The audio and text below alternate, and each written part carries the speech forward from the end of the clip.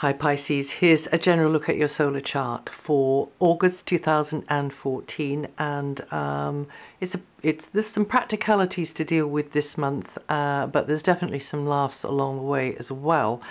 But first of all, I just want to speak about the move of Mars and also Jupiter that happened in the previous month, July. Mars has come to join up with Saturn, and Saturn's in a long transit of an area of growth and learning in your chart, started in October 2012. Mars's transit through here will be much briefer, but it will fire up this area. Mars comes in all guns blazing, and Saturn is just like doing his thing, her thing really, and doesn't want to be, it's really the tortoise and the hare. Mars really wants to get it all over with and comes in with all sorts of bright ideas and a new broom sweeping clean. And this area is very much about launching into new things, enrolling in a course of study, broadening your mind, broadening your horizons, so travel as well. Mars is hasty. Mars doesn't have much patience, but you can achieve a lot and you can cover a lot of ground. I mean, quite literally.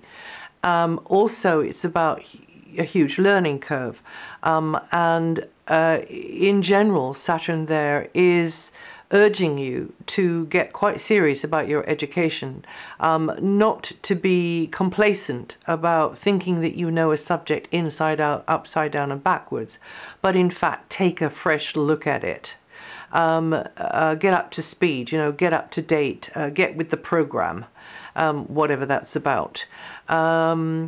Or it might not be like that. It might just be that you have to take the bull by the horns and realize you've got to get educated in order to, be able to capitalize more on a natural talent or inclination that you've got in a certain area. This is also the area to do with the law. So if any of you have got litigation going on, or you are needing to look into your rights about something, this Mars visit now could very much accelerate that.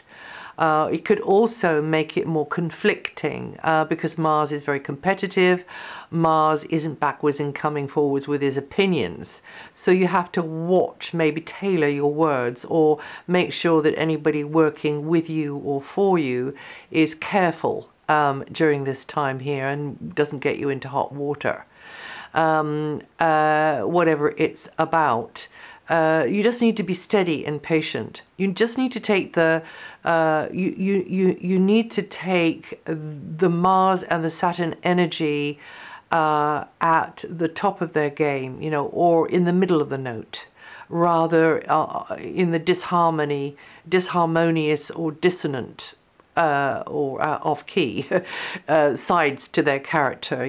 With Mars it's always about being, shooting from the hip without thinking it through, and wanting, being a little bit self-centered about, and clever, really, and hasty, and so on. And Saturn is about making things more arduous and bringing more problems, or you get into a deeper hole with something, and also removing any ability for you to learn anything new, blocking it somehow through lack of funds, or just where you are on the map, or your commitments, your workload, whatever it is. So you need to be savvy about these energies. Mars can very much put the fuel in the tank and keep the engine going. And if you are steady and patient, with any matter to do with academia, to do with legality or litigation, the law, I should have said, or even traveling, or people from a distance, or people that you have to communicate with. This is an area of communications as well. So it might not be really about any of what I've just said. It could be simply about you coming across to others as the wise sage, you know, the counselor, the mentor, but don't think you know it all. You see, this is the thing. Saturn's job is to find the cracks in the framework, in the walls, in the ceilings, and then exerts pressure on them. And oftentimes they crack more and they break. So if this is about, you know, a field of knowledge that you thought you pretty well got off pat, you pretty well got it taped, then probably the Saturn force in that area there for that long transit from October 2012 is going to find the cracks. Or if you've been idealizing somebody or somewhere, and then you'll find out with this Saturn transit, you'll get to know it warts and all. You'll realize it wasn't all that you thought it was in the first place. And that is very informative, you know, because then you do become wise, then you do get smart, then you do realize the limitations of whatever this is about. And then you say, okay, I understand the parameters I'm working in now.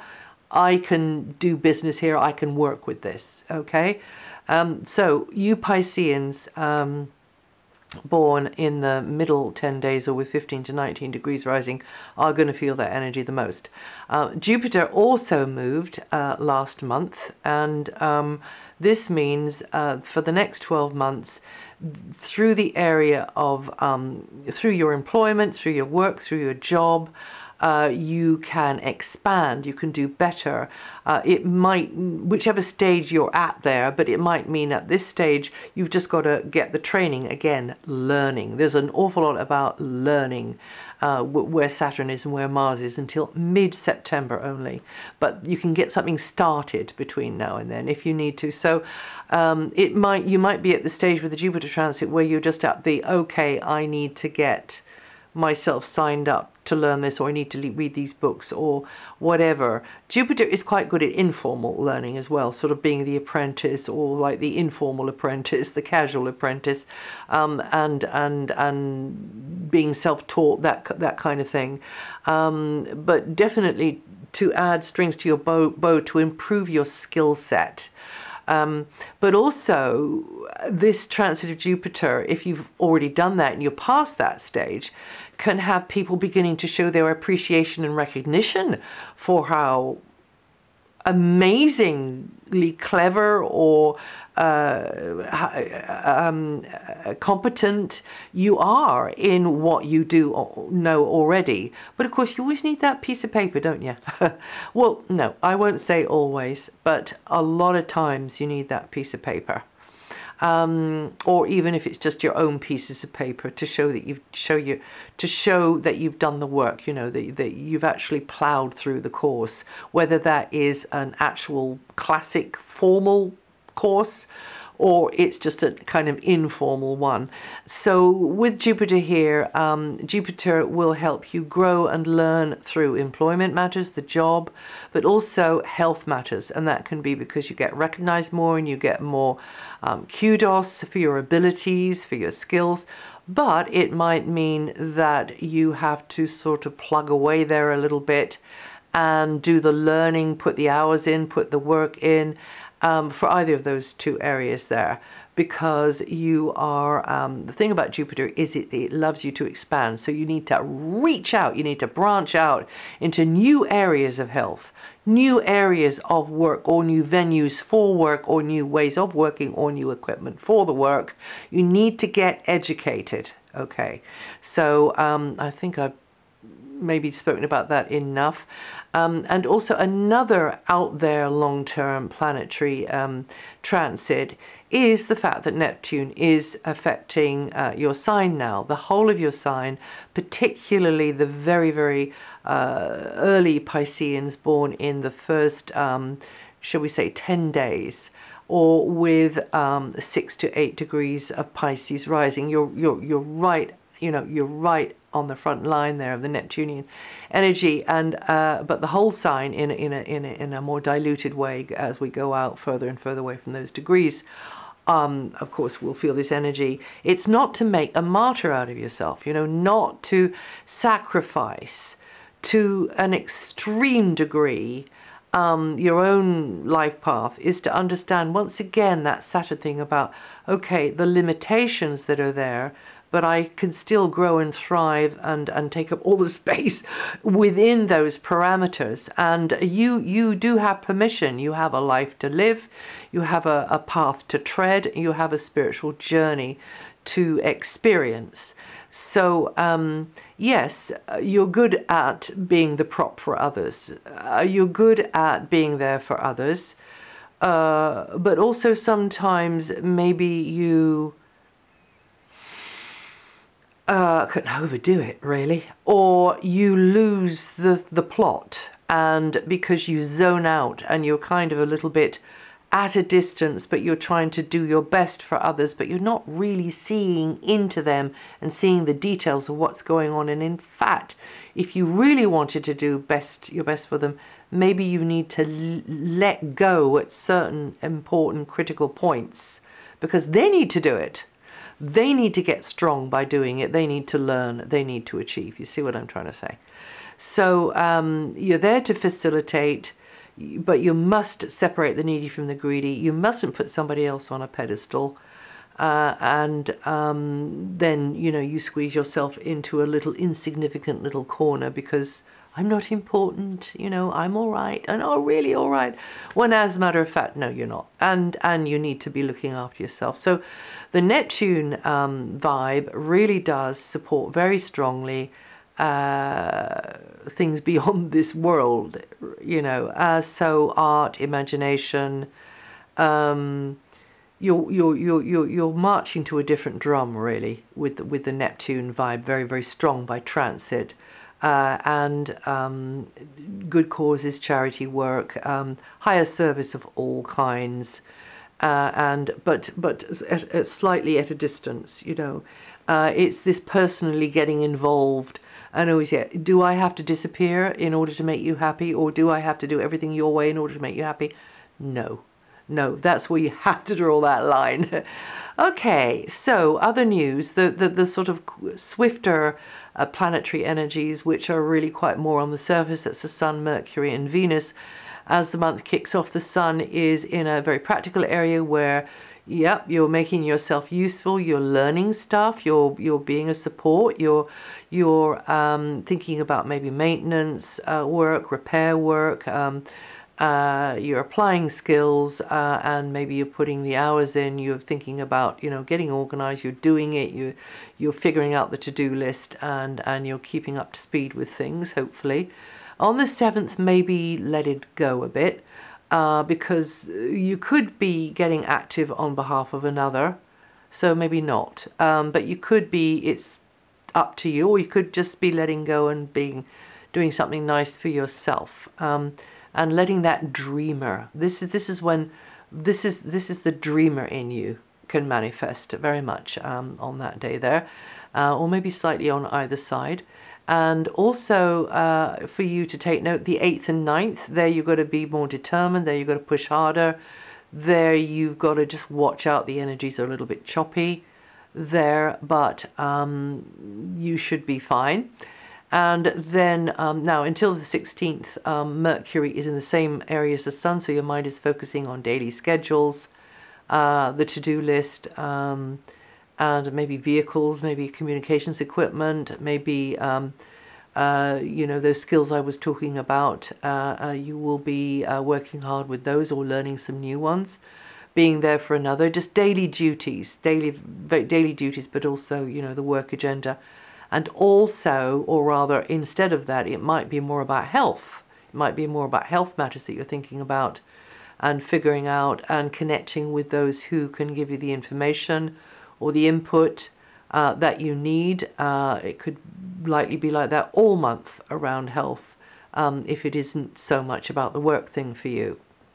but it's helpful, particularly after the 12th. As a matter of fact, you could really connect and feel a rapport with the service provider, a health provider, or you could be the one who is the one that somebody finds, and you are the provider and you are the helper.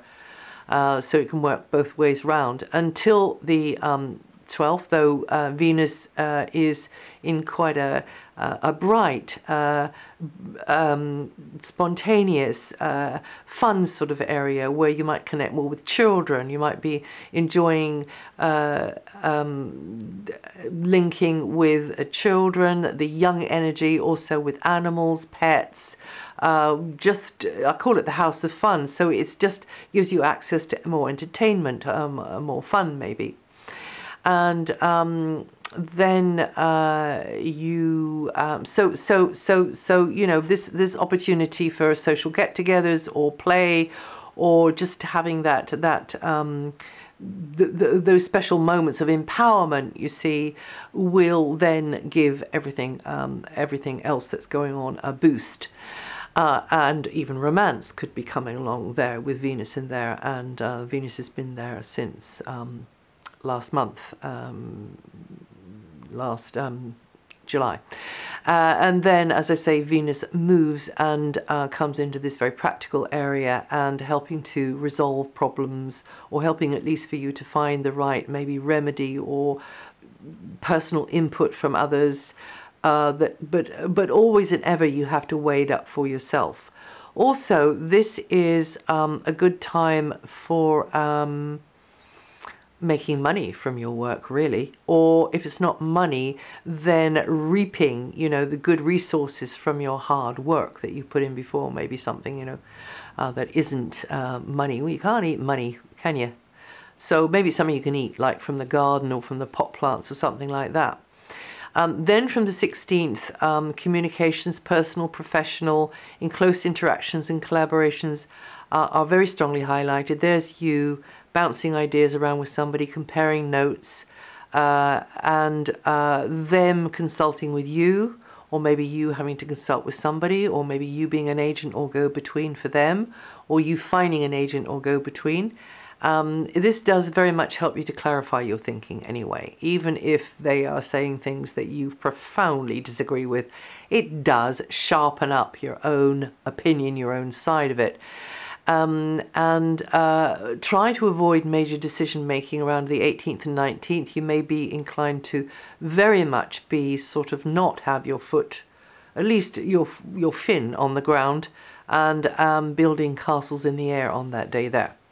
Then the Sun moves on the 23rd and comes into the same area as Mercury, again lighting up very strongly and emphasizing close liaisons, partnerships, connecting with someone that you click with, and definitely a feeling of bonding going on there, or just figuring out, or rather not figuring out, but just getting the most out of, you know, interpersonal relating, negotiating. Maybe it could be like that, supporting each other, cooperating with each other. It could be like that. But however it is for you is more of this feeling of give and take, mutual interaction or attraction. Aim for some downtime on the 29th, because your sort of outward worldly energies can be at a bit of a low ebb there. The 25th could spring surprises. You could meet, you know, could stumble onto something really that you didn't know existed, or meet somebody really, really special on that day there. And that's it for August. If you know your rising sign or your moon sign, listen to those. And if you want to check anything, all of this is written up on my website. So you'll find the text there, DianaGarland.com. And I wish you well, and I'll see you in the next time.